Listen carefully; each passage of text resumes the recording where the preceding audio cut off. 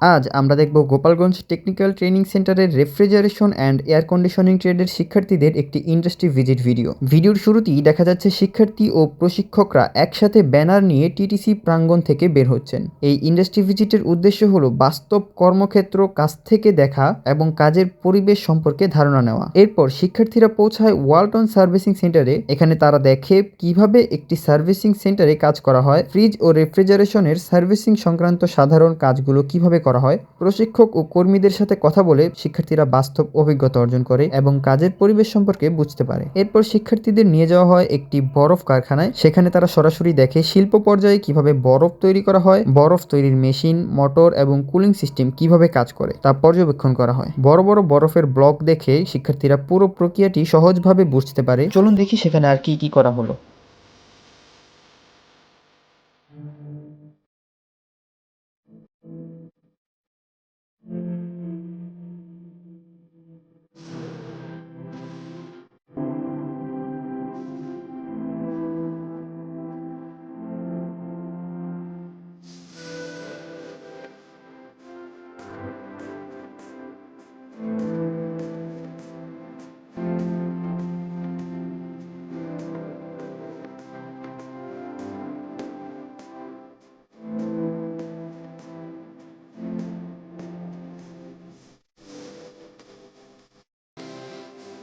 এই ইন্ডাস্ট্রি ভিজিটের মাধ্যমে শিক্ষার্থীরা বাস্তব কর্মক্ষেত্র সম্পর্কে গুরুত্বপূর্ণ ধারণা অর্জন করেছে, যা তাদের ভবিষ্যৎ প্রশিক্ষণ ও কাজের জন্য অত্যন্ত সহায়ক হবে। ভিডিওটি এই পর্যন্তই ছিল। ধন্যবাদ ভিডিওটি দেখার জন্য।